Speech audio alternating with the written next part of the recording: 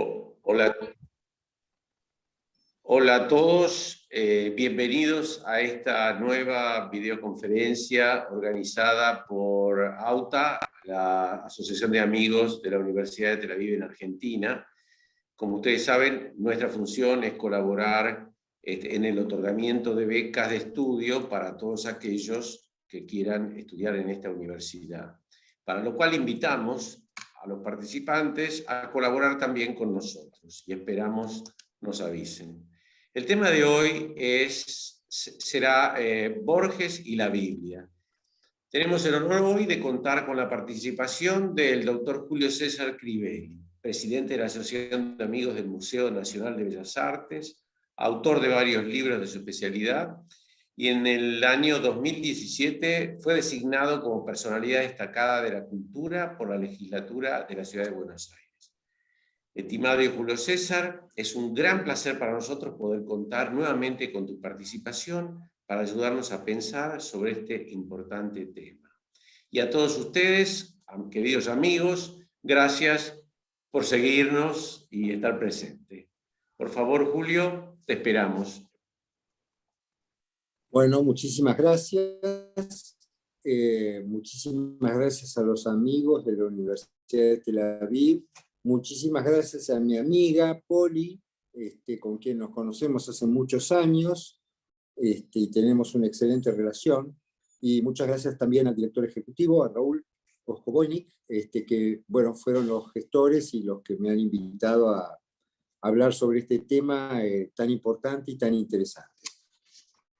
Bueno, ustedes saben que la relación entre Borges y la Biblia es bastante desconocida. La gente piensa que en realidad Borges era un agnóstico y que no estaba muy interesado en este problema. Bueno, vamos a analizar, vamos a ver analíticamente cómo era la relación y vamos a ver también algunos comentarios que van a ser interesantes sobre ese agnosticismo de Borges que él en algunos momentos declaró. Bueno, tenemos que empezar hablando del lenguaje. Tenemos que empezar hablando del lenguaje porque la Biblia es un libro sobre el lenguaje. Y Borges es un amante del lenguaje. La Biblia es un libro sobre el lenguaje porque Dios, el Dios de la Biblia, Yahvé, crea todo hablando. Y además hablando también crea la relación entre los hombres, crea la moral, crea el derecho, crea lo que debe ser y lo que no debe ser. Los griegos hablaban digamos, se referían al hombre, bueno, está la famosa definición de Aristóteles del animal racional, pero también muchos decían que éramos los animales que hablan. Así que la pregunta es si los hombres somos algo más que lenguaje, ¿no es cierto? De manera tal que comento esto por la importancia que tiene entonces la Biblia y el amor de Borges por el lenguaje. Bueno, la Biblia comienza hablándonos de un primer lenguaje que es el lenguaje adánico o el lenguaje también angélico. Es el lenguaje que contiene al objeto, o sea que es la pura verdad. No tiene ninguna clase de inexactitud. Es absolutamente verdadero. Pero este lenguaje se pierde con la caída. Nuestro intelecto, que es nuestra característica central, ¿no es cierto? Nosotros somos hombres, tenemos un intelecto, y ese intelecto puede apuntar hacia el misterio, hacia el cielo, ya veremos cómo, o puede apuntar hacia el deseo, hacia el desarrollo del deseo, hacia nuestra parte animal. En el primer caso, digamos, estamos en la senda correcta del hombre. En el segundo caso, se habla de intelecto utilitario, ¿no es cierto? Y el caso de Adán, bueno, es un caso de Adán y de Eva, es un caso de vanidad. Ellos quieren ser iguales a Dios. Cuidado con esto, porque seguimos queriendo ser iguales a Dios. Hacemos todos los esfuerzos por vivir más años. Nuestra vida natural era de 28 o 30 años, hemos pasado a los 90. somos 7.000 millones arriba del planeta, ya no se sabe cómo hacer para alimentarnos, ni para bueno, tenemos ahora el coronavirus que nos desafía, de manera tal que nuestra vanidad adánica sigue. Esta es la realidad. Y entonces, según la Biblia, este lenguaje angélico que teníamos, lo hemos perdido desde la caída. Nos expulsaron por vanidosos, tuvimos que irnos, y hemos perdido ese lenguaje. Borges se refiere a aquel lenguaje en un poema formidable, que ustedes casi todos deben conocer seguramente, que es el Golem. El Golem es parecido a Adán, porque el Golem, digamos, es un hombre inventado por Dios, ¿no? En vez de ser inventado por el hombre, en vez de ser inventado por Dios. Bueno, en el Golem, él se refiere a este lenguaje adánico, dice, si como afirma el griego en el Cratilo, el griego es Platón, ¿no?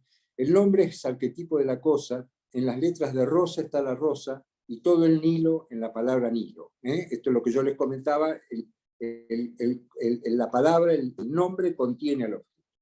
Y hecho de consonantes y vocales habrá un terrible nombre, que la esencia cifre de Dios, y que la omnipotencia guarde en letras y sílabas cabales. Adán y las estrellas lo supieron en el jardín. La herrumbre del pecado, dicen los cabalistas, lo ha borrado, y las generaciones lo perdieron. Hemos perdido entonces con la caída el lenguaje adánico.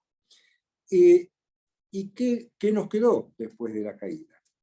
Está claro que nos ha quedado el lenguaje de la representación. Nuestro lenguaje ya no contiene al objeto, no está la rosa dentro de la palabra rosa, ni el Nilo dentro de la palabra Nilo. Ahora nosotros representamos. Quiere decir que el objeto queda fuera y que nuestro lenguaje es pavorosamente inexacto. El lenguaje de representación es como una foto de lo que fue, porque tenemos clara conciencia desde la época de los griegos. Heráclito decía que no se puede bañar a alguien 2 veces en el mismo río. Tenemos clara conciencia de los griegos, y hoy tenemos conciencia científica de que todo se mueve, todo está en perpetuo movimiento. De manera que cuando nosotros designamos algo, sea con una imagen o sea con un concepto, que son los dos instrumentos que nos han quedado después de esta simbólica caída, o real caída, estamos señalando algo que ya fue, que ya pasó, que ya terminó. De manera tal que nuestro lenguaje es un espejismo. Uno de los pensadores que más duramente expresó esta realidad fue Kant. Kant dijo que nosotros podíamos hacer juicios a posteriori, que eran los juicios de la ciencia. Bueno, la ciencia dice todos los árboles tienen un tronco marrón. Está bien, pero puede aparecer mañana un árbol que tiene un tronco verde. Son juicios de probabilidad, son los juicios llamados sintéticos. Y Kant habla también de los juicios a priori, que son, por ejemplo, son absolutamente verdaderos, pero son derivas que él llama tautológicas, porque él dice que los típicos juicios a priori, por ejemplo, son los juicios matemáticos, pero digamos que en la matemática básica están íncitos todos los juicios posteriores, que son solamente desarrollos de lo que estaba. Quiere decir que nosotros no podemos formular juicios como hubiera querido Kant. Él dice claramente que no se puede formular juicios sintéticos a priori, que serían juicios de absoluta certeza, porque eso sería, dicho en lenguaje kantiano, el lenguaje adánico. Y eso no podemos hacerlo. Lo único que podemos hacer es hacer estos juicios que son absolutamente inexactos. Ahora, ¿por qué todas estas cavilaciones nociológicas, ¿no? Es decir, de teoría del conocimiento? Bueno, ahora vamos a llegar un poquito ahí. Porque ya ve, en la Biblia no es tan malo, siempre deja un consuelo, siempre nos deja algo. Y acá nos deja algo que los griegos llamaron metáfora, que es el mensaje que está atrás del mensaje. Es un mensaje que nosotros podemos construir con palabras y con imágenes, asumiendo la inexactitud de las palabras y las imágenes, pero con el cual podemos internarnos de alguna forma en el misterio. Y podemos entonces hacer ese ejercicio de que nuestro intelecto se incline hacia arriba, hacia el cielo, hacia lo misterioso, y no que se ponga al servicio del deseo y se transforme en un intelecto utilitario. Las metáforas construidas con las imágenes son el arte, y las metáforas construidas con la palabra son los poemas. La Biblia es una metáfora de palabras, es puro poema. Y la Biblia es la metáfora máxima, porque es, digamos, es un libro hecho sobre la base de metáforas y metáforas que se refieren a un Dios que no conocemos, a un Dios misterioso que no tiene nombre, lo más que lo llamamos es Yahvé, que quiere decir o él, o Adonai, que quiere decir el Señor, pero tiene como 70 nombres más, pero son todos iguales, son todos nombres que no nombran a nadie. Porque no se puede nombrar a Dios, porque nombrar es poseer, es dominar. Ustedes recuerdan que cuando a Adán en el sexto día se le da la posibilidad de ponerle nombre a todos los animales, a todos los objetos, a todas las plantas, a toda la naturaleza, y el Señor lo nombra Dios de la naturaleza, Señor de la naturaleza, mejor dicho, el único nombre que él no puede pronunciar es el sagrado nombre de Dios, porque a Dios él no es el Señor de lo que está fuera de la naturaleza. Bueno, entonces tenemos estos mensajes atrás de los mensajes. En los griegos estos mensajes los transmite Apolo. Los griegos los llaman mensajes herméticos, todavía usamos la palabra hermético, porque estos mensajes los lleva Hermes, que es el mensajero de los dioses. Y son mensajes, ¿por qué los hablamos de lo hermético? Porque son mensajes que no se entienden. Pronuncio entienden con todo el énfasis, porque entender es una función de la razón. Y las metáforas no son aprehensibles con la razón, son aprehensibles con nuestro espíritu. De manera tal que estos mensajes herméticos no son mensajes que puedan estar sometidos a la razón. Hace falta otra facultad nuestra que tenemos que poner en marcha para involucrarnos dentro de esos mensajes. En el caso de nuestra Biblia, los mensajes los traen los ángeles, que quiere decir mensajeros. Ángel quiere decir mensajero. Entonces, estas metáforas son las que nos acercan al misterio. Borges siente una pasión por la Biblia porque la considera el monumento más importante que hemos construido de metáforas, el monumento más importante de mensajes herméticos. Y en esta charla de hoy vamos a intentar indagar la relación esa entre Borges y la Biblia. Una empresa compleja, ¿no es cierto? Vamos a tratar de revisar las coincidencias, los paralelos y las indagaciones disidentes entre ellos. Y también las búsquedas desesperadas que también son las nuestras. Hablemos un poco de Borges ahora. Borges tiene la humildad propia de los sabios. Él no cree en un cosmos, en un orden. Nosotros estamos acostumbrados a hablar del cosmos. Cosmos quiere decir orden en griego. Ahora, nosotros científicamente no sabemos que el universo esté sujeto a ninguna ley. La realidad es que para nosotros el universo todavía al día de hoy sigue siendo un caos. No hemos encontrado ninguna ley con la cual concebir el universo. Estamos acostumbrados a hablar de universo. En latín, universo quiere decir una sola comprensión, una sola ley. Pero el universo no existe, nosotros no hemos encontrado esa ley del universo, probablemente solo la tenga ese misterioso Dios de la Biblia. Nosotros lo que tenemos es lo diverso, todo es diverso, pero nosotros hablamos del universo y hablamos permanentemente del cosmos, como si pudiéramos entenderlo. Borges pone énfasis en esto, vamos a ver cómo pone énfasis. También Borges piensa que la conciencia es un laberinto. Vamos a ver este punto también. Que el lenguaje es Babel, o sea, el lenguaje de representación, como explicábamos recién, no contiene al objeto, por tanto no es verdadero.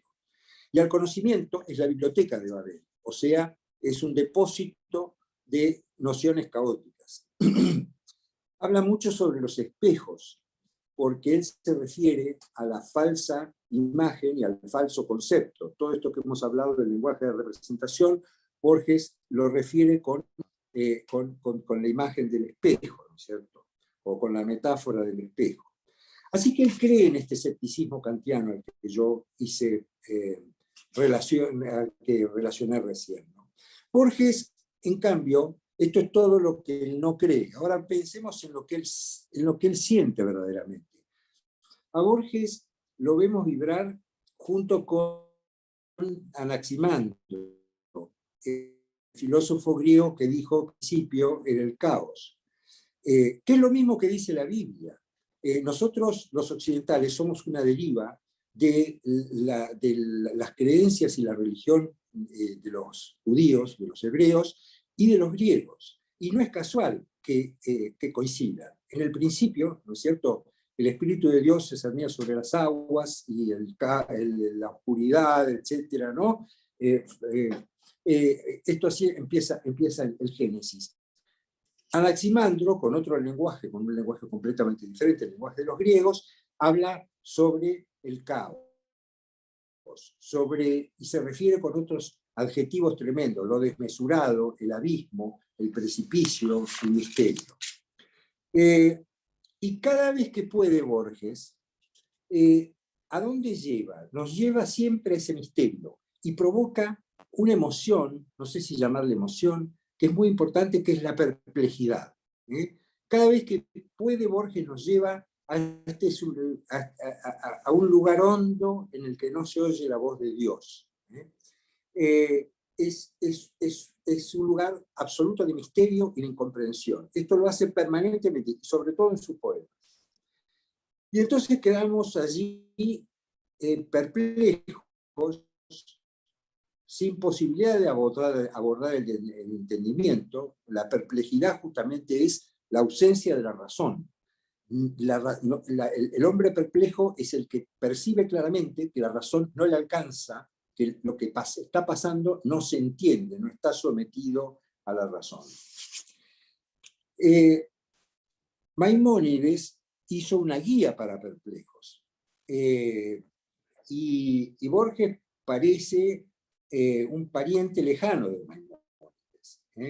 Los perplejos de Maimónides recorren caminos científicos y llegan a puertas que no se pueden, no se pueden abrir. Y cada vez que abre una puerta, aparece otra puerta. Einstein también habló de esas puertas. No sé si leyendo Maimónides, probablemente sí, o por propia generación. Los perplejos de Borges recorren caminos poéticos, ¿no es cierto? Pero el final siempre es el mismo, siempre el final es asomarse al misterio. ¿Y cómo se asoma uno al misterio? Se asoma con ese lenguaje de la metáfora, con los mensajes herméticos, con los mensajes angélicos, que repito, no se entienden. Borges se burla de los dioses inventados. Borges cree fundamentalmente en el misterio, en ese Dios misterioso de la Biblia, que no tiene nombre y que no es una persona. Es un misterio, porque persona quiere decir máscara en latín, personal quiere decir máscara, y en griego se dice prosopón, que quiere decir delante de la cara. Quiere decir que la persona es algo que esconde la identidad. Estamos escondidos a máscaras, atrás de personas. Somos personas porque nuestra identidad en el fondo está escondida. Entonces, Borges se burla de estos dioses que son máscaras, estos dioses inventados. En ajedrez dice, Dios mueve al jugador y este la pieza. Que Dios detrás de Dios la trama en pieza de polvo y tiempo y sueños y agonías. O sea, si pensamos en un Dios que fuera un Dios persona, bueno, seguramente tiene que haber otro Dios que lo invente. ¿No? Vamos a ver esto con más profundidad más adelante. Borges, como dijimos recién, tiene una desconfianza absoluta en el saber humano. El contenido de la Biblia, bueno, la verdad es una presunción de una vanidad ánica, hablar en una charla tan breve sobre el contenido de la Biblia, pero vamos a intentar un resumen así muy brutal y breve. La Biblia lo primero que pasa es que ese Dios desconocido y misterioso, Yahvé, él, del caos hacia el cosmos a través de la palabra. Él dice hágase la luz, él separa las aguas de arriba de las aguas de abajo, él separa la tierra de las aguas, y todo esto lo hace con la palabra. También el origen de la vida es de la vida animal, de la vida vegetal y de la vida humana, es producido con la palabra. Es un Dios que crea con la palabra. Y a través de su palabra también, él, que va instrumentada por vía de los profetas, él crea el derecho. O sea que este Dios creó la naturaleza por un lado, y por el otro lado creó la conducta que debe regir entre los hombres para que puedan convivir entre ellos.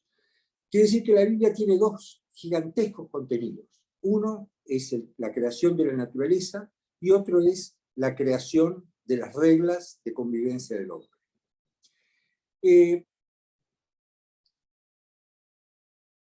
La Biblia produce un enamoramiento en Borges, cosa que creo que ya he dicho, ¿no?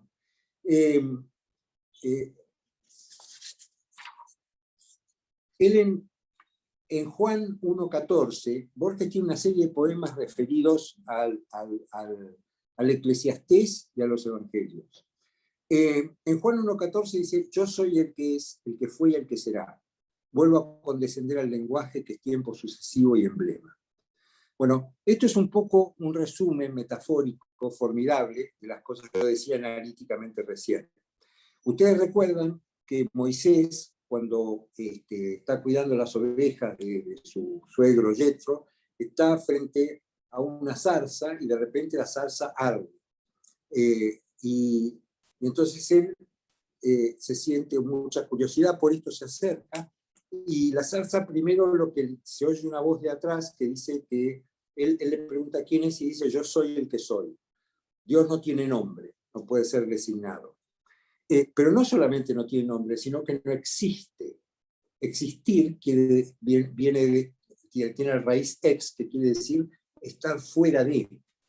Dios no está fuera de, solamente es, sino que no está y no existe. Y condesciende al lenguaje, que es tiempo sucesivo y emblema, porque en este momento está hablando con Moisés. Entonces, en este momento está pasando un momento de transitorio de existencia. Como, digamos, sostienen los cristianos que también Cristo pasa. Cristo es un Dios que condesciende también al lenguaje, al tiempo sucesivo y al emblema. Así que, bueno, yo quiero destacar en definitiva que ningún pueblo, solamente Occidente, tiene un libro en el que Dios habla. Y esto, Dios hablando, la palabra, es lo que lo ha enamorado a Borges. A esta altura nos preguntamos si Borges creía en Dios. Esa pregunta se le hicieron. Y él contestó, si por Dios se entiende una personalidad unitaria o trinitaria, una especie de hombre sobrenatural, un juez de nuestros actos y pensamientos, no creo en ese ser. Si por Dios entendemos un misterioso propósito moral en el universo, creo ciertamente en él. Creo por intuición y además porque sería desesperante no creer. Creo que lo más importante de todo lo que dice recién Borges es la última oración. Es absolutamente desesperante no creer, porque nuestra conciencia a todo le tiene que poner un origen y una causa, y a todo le tiene que poner un final. Y es muy difícil vivir sin origen y sin causa, y sin final conocido. De manera tal que sería desesperante no creer, como dice él. Borges ama ciertos libros y ciertas conductas de la vida. La Cábala, el libro de Job, el Eclesiastés, Caín y Abel y Adán y Cristo. Estas son las cosas sobre las que Borges se refiere, ¿no?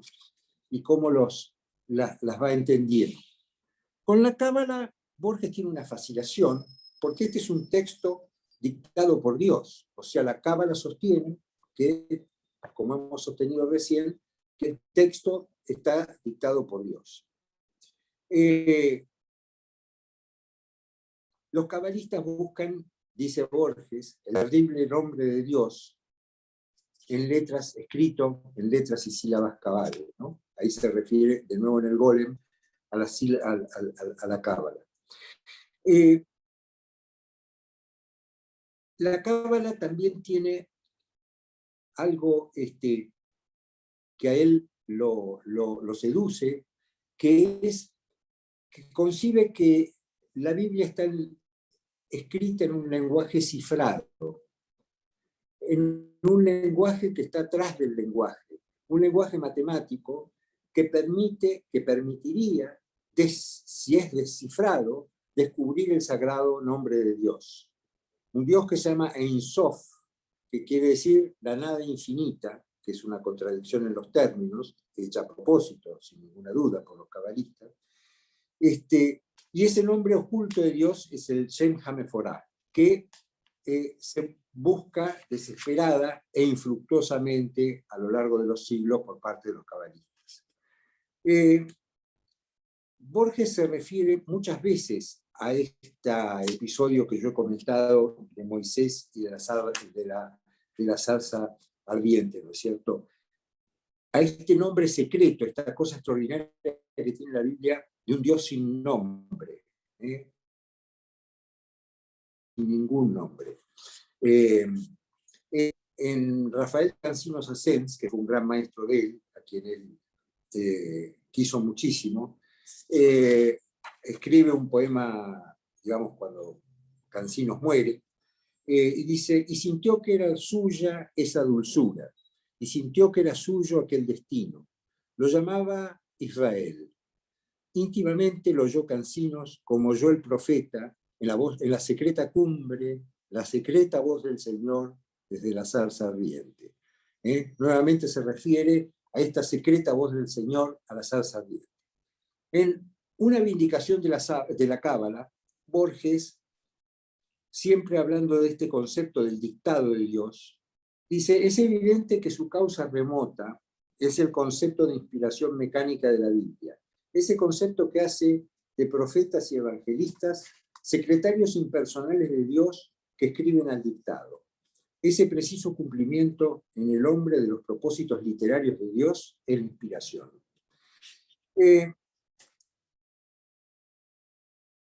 Borges humanamente ve, digamos, a la tradición como la que le dicta a los escritores, a los poetas, a los historiadores, a nosotros, es la que nos dicta lo que vamos diciendo. El escritor, entonces, es un amanuense de la tradición para Borges. Él nos anima a hablar de ese Dios sin nombre. Los hombres podemos inventar y no crear, a diferencia de Dios. Esto Borges pone un énfasis enorme. Inventar, invenire del latín, quiere decir, groseramente traducido, transformar. Nosotros podemos cambiar cosas de la naturaleza, pero no podemos crear, porque la creación es ex nihilo, y el único que puede crear es Dios. Por eso en Pierre Menard, autor del Quijote, ustedes recordarán aquel cuento donde hay un escritor que copia el Quijote, y es el Quijote de Pierre Menard. Borges hace una burla, una sátira sobre nuestra capacidad, entre comillas, creativa, refiriéndose a que finalmente nosotros lo que siempre hacemos es transformar algo que ya existía. En Juan 1.14, siempre hablando sobre este dictado de Dios, o sea, si hay un dictado de Dios o si hay un dictado de la tradición, nosotros no creamos nada, solamente transformamos, solamente transcribimos, solamente somos una especie de secretarios impersonales de la tradición, en Borges, o de este misterioso Dios en la Biblia. Entonces en Juan 1:14, un poema escrito referido al famoso Evangelio de San Juan, dice: he encomendado esta escritura a un hombre cualquiera. No será nunca lo que quiero decir. No dejará de ser nunca su reflejo. Reflejo, vuelve a hablar de esta representación falsaria. Desde mi eternidad caen estos siglos. Y un comentario más sobre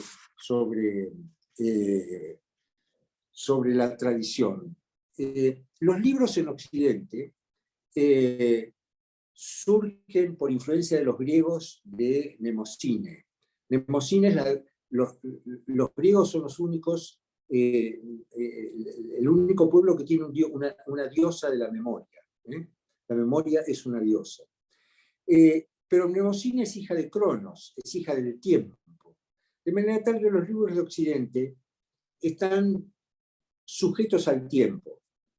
Van a perecer en algún momento. En algún momento van a dejar de ser vigentes. En algún momento lo que contienen, lo que dicen, va a dejar de ser verdad. En cambio, los libros en Oriente, como la Biblia, son misteriosos. No son obra de la memoria, no están sujetos al tiempo, sino que en nuestro caso están dictados por un Dios misterioso, y por tanto son inalterables. Van a ser siempre verdad. Lo que tenemos que buscar es el significado, como hacían los cabalistas. Roger Bacon, el autor inglés del siglo XVI, que escribe sobre la Cábala, y nos vamos a referir en otros momentos también, dice que Dios, este Dios misterioso, tiene una escritura secreta, dos escrituras secretas. La primera es el universo, que no se entiende, y ahora vamos a ver cómo no se entiende en el libro de Job. Y la segunda son las Sagradas Escrituras, la Torá. El segundo libro que fascina a Borges es Job, el libro de Job. El libro de Job se refiere a la irracionalidad de Dios, a lo que acabamos de explicar, a que Dios no está sujeto a la razón, no podemos entender a Dios, porque por lo mismo que Adán no le pudo poner el nombre en el sexto día, porque Dios es y está, digamos, nosotros jamás lo vamos a poseer, ni lo vamos a dominar, ni lo vamos a denominar. Es un misterio. Entonces, el libro de Job trata sobre dos cuestiones y que están muy vinculadas a lo que comenté recién de Bacon. Una es la inescrutabilidad, la irracionalidad de la justicia de Dios. Y lo otro es la inescrutabilidad, la irracionalidad de la naturaleza. O sea, de las dos grandes creaciones, de los dos grandes misterios que Dios nos deja para el futuro. Dios, el Dios del libro de Job, habla desde el seno de la tempestad. Es un Dios terrible. Son esos momentos en que Yahvé en la Torá aparece como un Dios tremendo. Y entonces Satán, el ángel caído, le hace un reto a Dios. Le dice que Job, que es un ganadero rico, en realidad es santo, es creyente por el bienestar que tiene y no por una verdadera fe. Y hacen una apuesta. Entonces Dios acepta esta apuesta, Dios acepta que esta prueba, queda salvo la vida de Job. Lo único que no se puede hacer es matarlo. Entonces Satán manda un ángel exterminador, que lo primero que hace es atacar con sarna a todos los descendientes y parientes de Job. Después los atacan los caldeos, matan todo su ganado, así que ya ahora es pobre, ya no es más rico, mata a sus hijos, y Job no pierde la fe. Este es el relato de la irracionalidad de la justicia de Dios, de la inescrutabilidad de la justicia de Dios. Nosotros como hombres esa justicia no la entendemos, porque no está sometida al entendimiento. Y en la naturaleza, el libro de Job se refiere a Behemoth y a Leviatán. a la fuerza de la naturaleza. ¿Por qué se refiere la Biblia a la fuerza de la naturaleza? Porque nuestra vida, nuestra historia, nuestra trayectoria como humanidad es una lucha permanente y agónica con la naturaleza. Nosotros ahora por los ecológicos queremos ser buenos con la naturaleza, pero la verdad es que si nosotros desde el primer fuego que encendimos, desde la primera animal que domesticamos, desde la primera siembra que hicimos en forma racional y sistemática, hará unos 40.000 años en el Neolítico, estamos en lucha con la naturaleza. De manera, porque la naturaleza causa lo que se llama el terror primordial.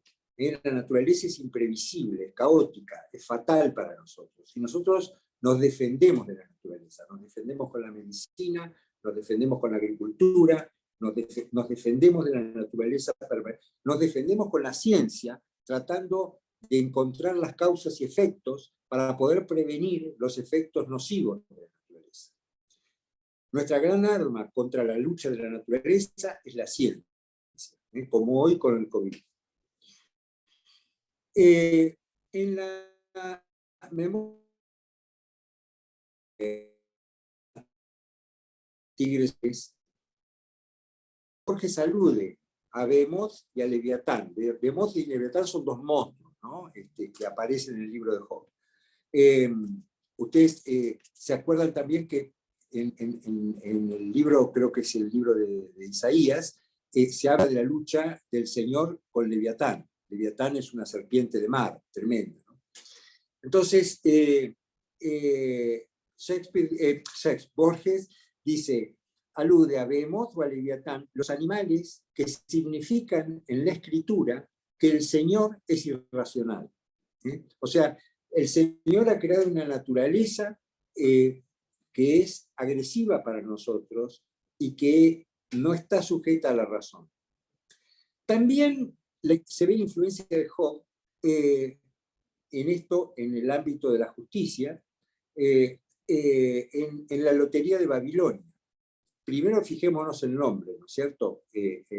La lotería esta de este cuento de Borges se refiere al lugar a donde nace Babel. Babel es la puerta de la luz, la puerta por la cual nosotros vamos a ser iguales al Señor. Seguimos insistiendo en ser en el pecado adánico, ¿no es cierto? Queremos crear una torre de 7 pisos porque de ahí, desde ese lugar, vamos a verlo al Señor. Entonces, en la lotería de Babilonia es un cuento sobre la irracionalidad. Hay una compañía misteriosa, y esa compañía misteriosa que opera en esta ciudad, en esta Babilonia imaginaria, dirige una justicia caótica, caótica en la sociedad y caótica en la naturaleza. Nadie sabe qué le va a suceder, no existe el mérito, no existe ninguna conducta que permita prever el premio. Y esta compañía nadie sabe quién es. Algunos piensan que la compañía es Dios, y otros simplemente que la compañía no existe.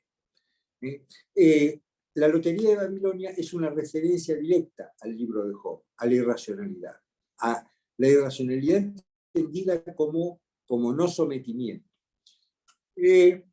Frente entonces a que no entendemos por lo que es más importante, porque digamos lo que está sujeto a la razón son cosas menores, Borges en el Aleph, ustedes recordarán que la letra Aleph es muy importante, es de alguna manera el principio, ¿no? Como decía Aristóteles, el primer motor inmóvil. La letra Aleph, entonces, él le pone Aleph a un cuento donde hay un hombre que se aproxima al misterio, ¿no? Y dice, arribo ahora al inefable centro de mi relato. Empieza aquí mi desesperación de escritor. Todo el lenguaje es un alfabeto de símbolos, prestemos atención a esto, cuyo ejercicio presupone un pasado que los interlocutores comparten, o sea, la representación. ¿Cómo transmitir a los otros el infinito Aleph que mi temerosa memoria apenas abarca? Bueno, su temerosa memoria apenas abarca, o sea, su razón no puede comprender el Aleph. El misterio es incomprensible a la razón. Paradójicamente coincide, Borges no creo que haya tenido mucha vinculación con esto, pero coincide mucho con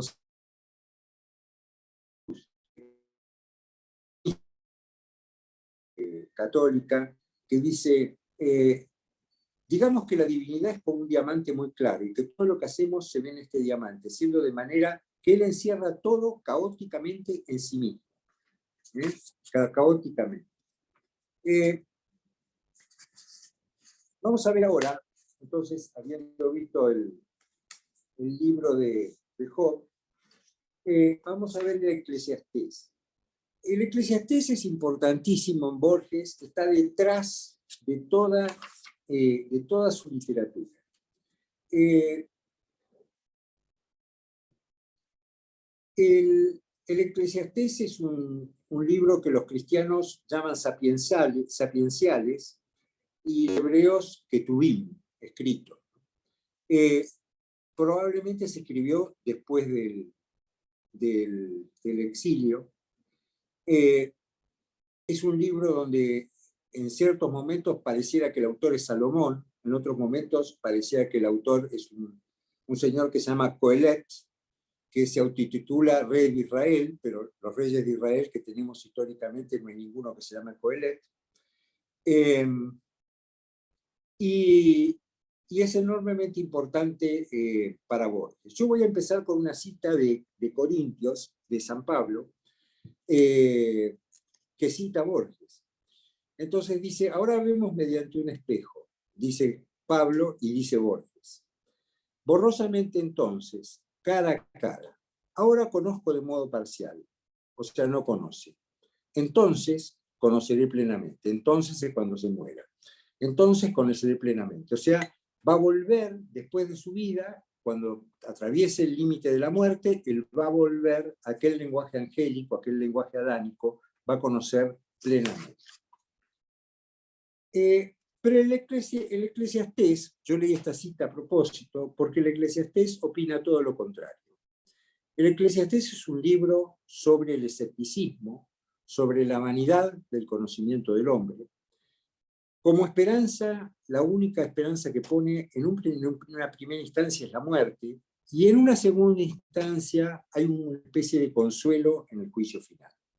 Así que hemos visto en Job el misterio, la irracionalidad del comportamiento, de la justicia de Dios y de la naturaleza. Y ahora en el Eclesiastés vamos a ver el tema de nuestra vanidad y de nuestro conocimiento. Todo lo que hablábamos del lenguaje de la representación está aquí. Vamos a hablar de la vanidad del conocimiento, del ciclo, la repetición y del laberinto. En Borges, la vanidad del conocimiento está citada permanentemente. En Los espejos, un poema, Borges dice, Dios ha creado las noches que se arman de sueños y las formas del espejo, para que el hombre sienta que es reflejo y vanidad. Por eso nos alaba. Van a ver cómo esta vanidad y estos reflejos, cómo están inspirados y tomados del Eclesiastés. Y el espejo siempre, ¿no es cierto? Recuerdan la cita de recién de Borges a San Pablo, donde San Pablo dice que vemos un reflejo, que vemos un espejo, y después veremos la verdad. En De que nada se sabe, Borges dice, quizás el destino humano de breves dichas y largas penas es instrumento de otro. Lo ignoramos. Darle el nombre de Dios no nos ayuda. Dios es un misterio, no se le puede poner ningún nombre. En La Luna,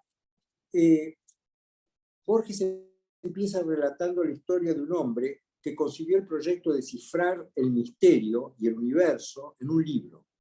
Y después de escribir el último verso, alzó los ojos y se dio cuenta de que se había olvidado de la luna. Y comprendió aturdido que se había olvidado de la luna. Y prosigue Borges. Siempre se pierde lo esencial.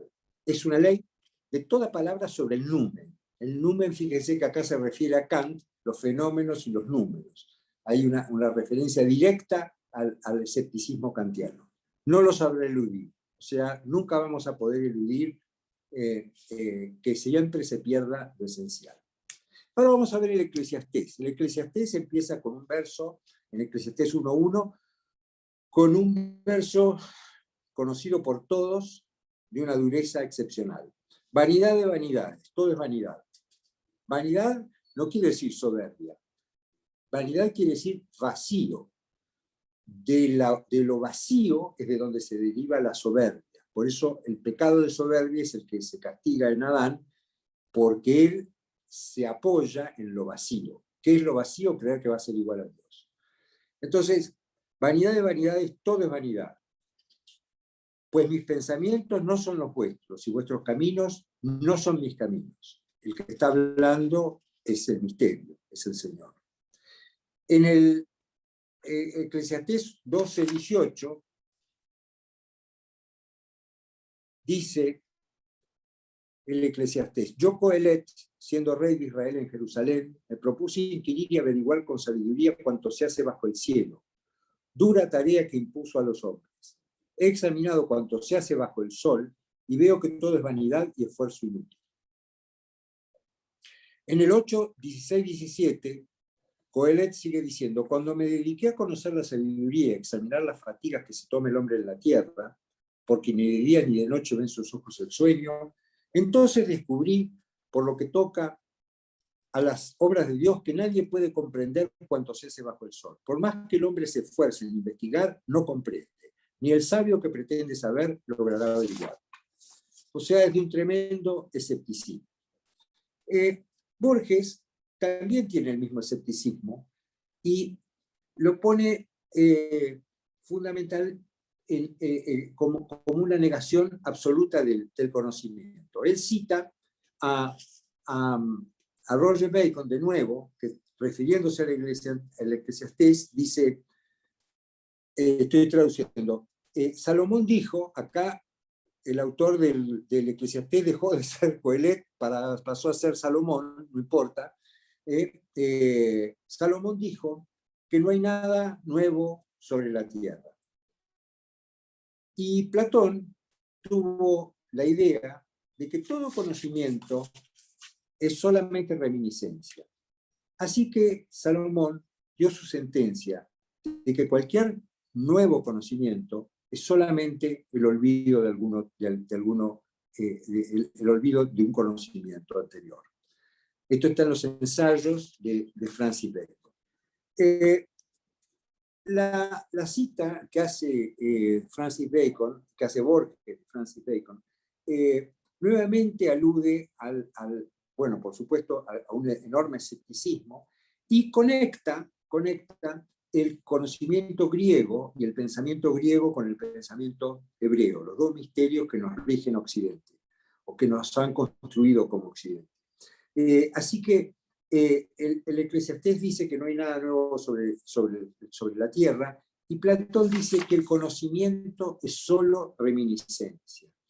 O sea, esto se refiere al ciclo. Nosotros, si hubiera progreso, habría una recta infinita, como la que piensa Euclides en su geometría, y nosotros podríamos conocer nuevas cosas. Pero el infinito es inconcebible para la razón, de manera tal que no tenemos infinito. Nosotros nos vamos a morir. El infinito no existe. El infinito es una noción de la imaginación. Entonces, nuestro conocimiento es cíclico.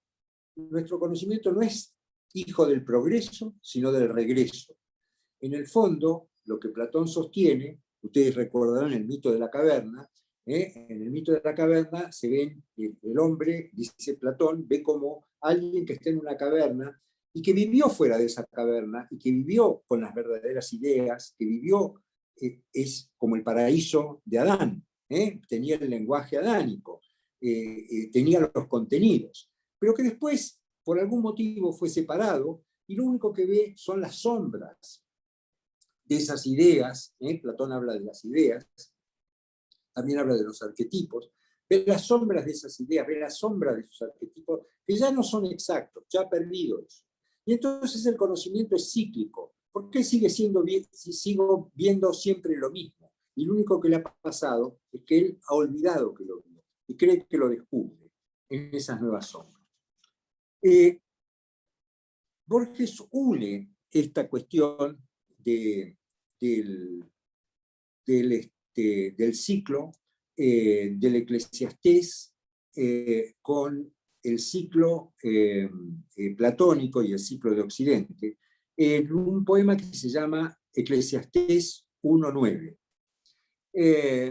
Dice: si me paso la mano por la frente, si acaricio los lomos de los libros, si reconozco el libro de las noches, si me demoro en el umbral incierto, si el dolor increíble me anonada, si recuerdo la máquina del tiempo, si la memoria me devuelve un verso, repito lo cumplido innumerables veces en mi camino señalado. No puedo ejecutar un acto nuevo. Tejo y torno a tejer la misma fábula. Repito un irrepetido endecasílabo. Digo lo que otros me dijeron. Siento las mismas cosas en la misma hora del día o en la abstracta noche. Soy la fatiga de un espejo inmóvil o el polvo de un museo. Solo una cosa no gusta, espero, una dádiva, un oro en la sombra, esa virgen en la muerte. Bueno, acá Borges se adelanta porque el Eclesiastés va a hablar también sobre la muerte, va a hablar sobre que el conocimiento es vano, sobre que el conocimiento es cíclico, y ahora además nos va a dejar simplemente con, más adelante vamos a analizar cómo la única esperanza pareciera ser la muerte. En la noche cíclica, Borges insiste en este concepto: lo supieron los árduos alumnos de Pitágoras, los hombres y los astros vuelven cíclicamente, los átomos fatales repetirán la urgente Afrodita de oro, los tebanos, las ágoras, en edades futuras oprimirá el centauro con el casco, el pecho de la pita, lo supieron los árduos alumnos de Pitágoras. Bueno, y hay infinidad de citas, ¿no? El porvenir es tan irrevocable como el rígido de ayer. Quien se aleja de su casa ya ha vuelto. Nuestra vida es la senda futura, pero recorrida. El otro tema del cual habla el Eclesiastés y el cual Borges se interna es en el laberinto. Yo no sé cuánto tiempo tengo todavía. La verdad es que nosotros cerramos en 1 hora, nos faltan 5 minutos como para cumplir los 60 que manejamos nosotros.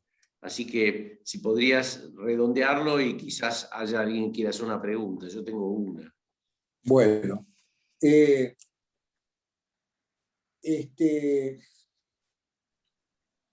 la relación entre Borges y la Biblia se estructura entonces sobre el conocimiento, sobre la palabra, sobre el misterio, fundamentalmente sobre el misterio, sobre nuestra imposibilidad de conocimiento, o sea, un escepticismo tremendo sobre el conocimiento, y sobre nuestra única posibilidad de acercamiento a un grado menor de conocimiento a través de la metáfora. Si nosotros somos seres de la transición, seres de la vacilación, si nuestra razón vacila hacia el cielo, cielo viene del griego kaelum, quiere decir lo vacío. Entonces, si nuestra razón vacila hacia lo vacío, hacia lo misterioso, podemos encontrar alguna aproximación al conocimiento a partir de esas metáforas, a partir de esos mensajes que están atrás de los mensajes, mensajes que no se entienden, como tampoco podemos entender a Dios. Si nuestra razón se inclina hacia el deseo, hacia nuestra parte animal, y se pone al servicio de nuestros deseos, del deseo de poder, del deseo sexual, del deseo de comer, del deseo que fuere, si la razón se pone al servicio de esto, entonces la razón se vuelve un intelecto utilitario,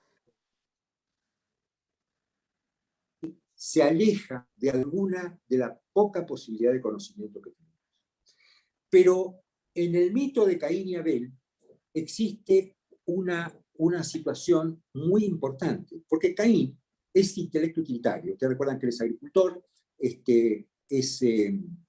el fundador de las ciudades, es el fundador de la metalurgia, es el fundador de la civilización. El Señor no lo mata a Caín, le pone una marca para que nadie lo mate.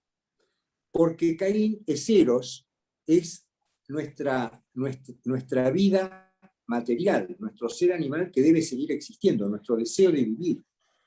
Y Abel es el espíritu, es el que, él es la luz, ¿no es cierto? Es el que mira el espíritu.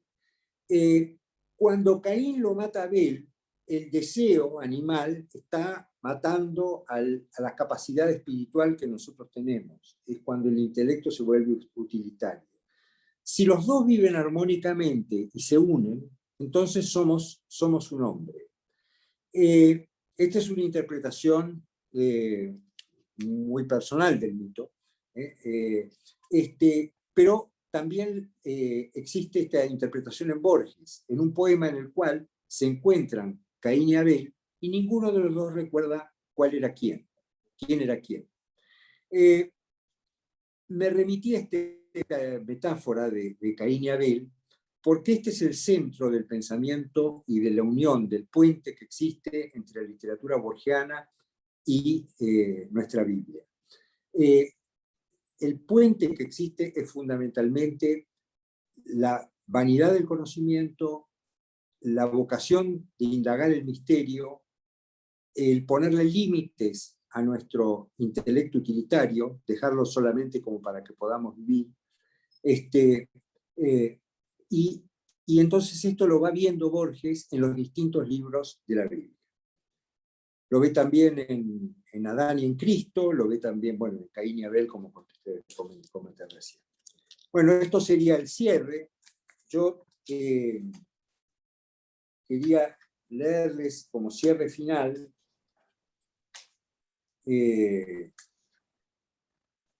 un poema extraordinario que escribe Borges,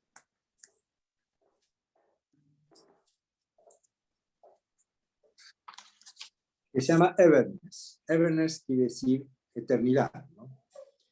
Y dice, solo una cosa no hay, es el olvido. Dios que salva el metal, salva el espolio, y cifra en su profética memoria las lunas que serán y las que han sido. Ya todo está.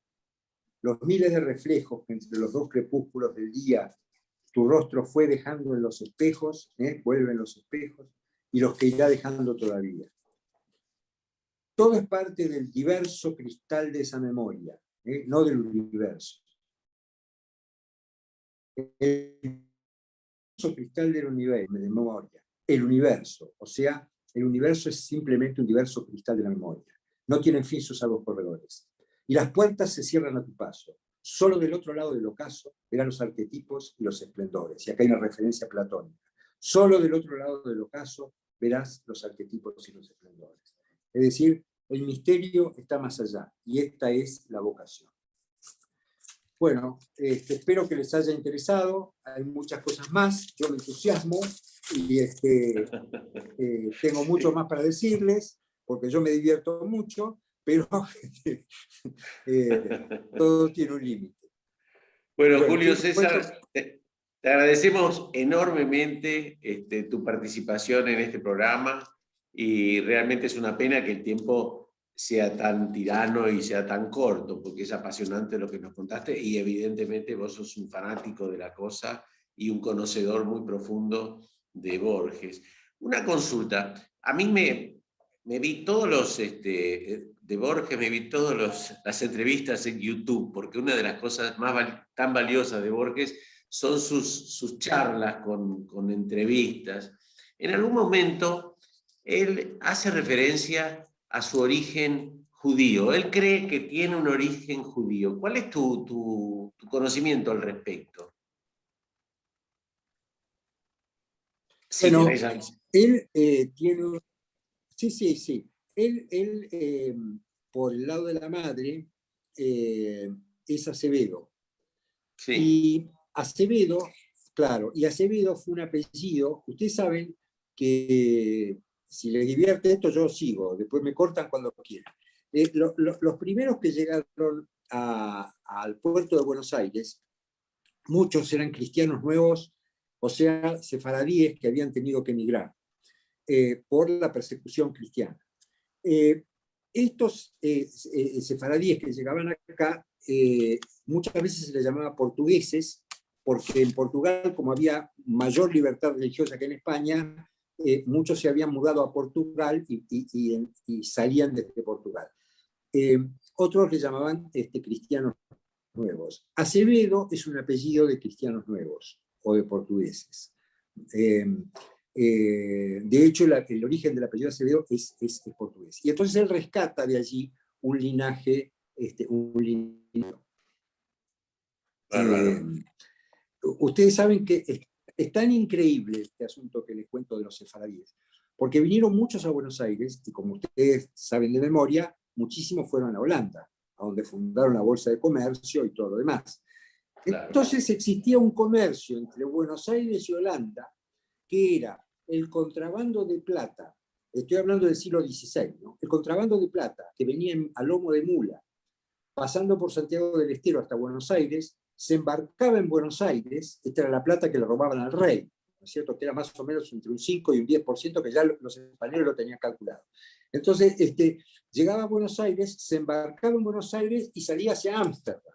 O sea que existía una ruta comercial Buenos Aires-Ámsterdam, entre los parientes sefaradíes de Buenos Aires y de Ámsterdam. Bueno, Julio César, gracias por habernos iluminado con este tema, y te agradecemos muchísimo tu participación. Gracias a todos los amigos de la universidad y los esperamos en la próxima reunión. Muchas gracias. Muchísimas gracias. A vos, hasta luego.